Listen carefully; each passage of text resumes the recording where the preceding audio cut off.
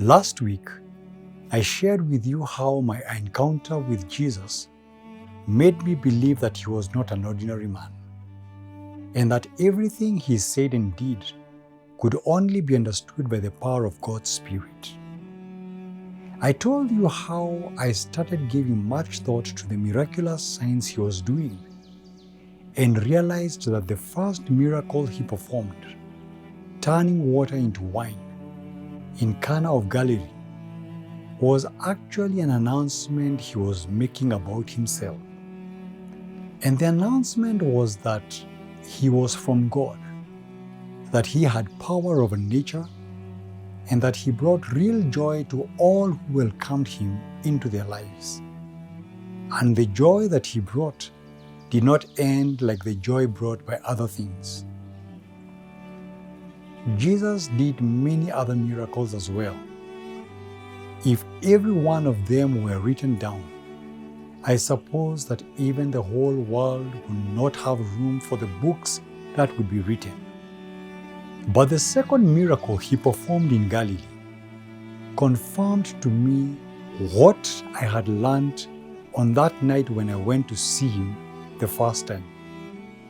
And in case you have forgotten what his second miracle was, let me refresh your mind.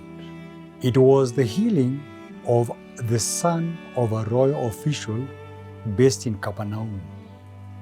The royal official had gone to Jesus and requested him to accompany him to his house in Capernaum, the biggest town in Galilee, so that he could heal his son who was critically sick to the point of death. Jesus had told the man to go back home because his son would live. And as he headed back home, his servants approached him, telling him that his son was alive and well. And when he asked the exact time he had felt better, he noticed it was the exact time Jesus had told him that his son would live.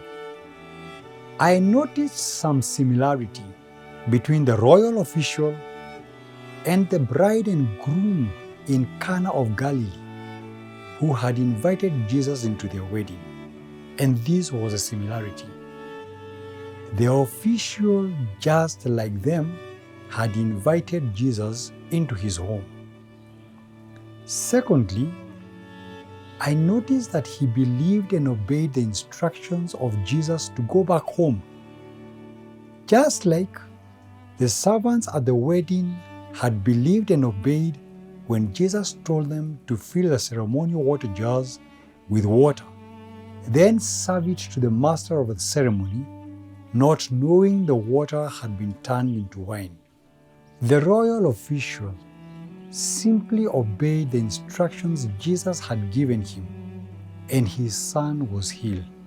Believing and obeying what Jesus said was the key to experiencing his miracle. Then I remembered what Jesus had said to me on the night when I went to see him. When I would not believe that a grown man like me could be born again, he said to me, "I assure you, we tell you what we know and have seen, and yet you won't believe our testimony. But if you don't believe me when I tell you about earthly things, how can you possibly believe if I tell you about heavenly things? No one has ever gone to heaven except the one who came from heaven, the Son of Man. Just as Moses lifted up the snake in the wilderness, so the Son of Man must be lifted up, so that everyone who believes in him will have eternal life." And I made a mental note that believing what Jesus said and taking him at his word was the key to knowing and understanding him. It was actually the password to seeing him for who he really is. Yes, it was the only way to see and experience his power. Believing and obeying his words.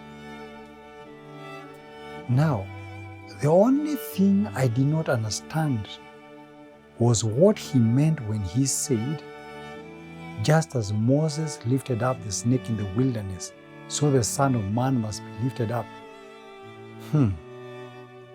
But I knew there was a meaning to it, and I would continue exploring it. Join me tomorrow, and this narration continues.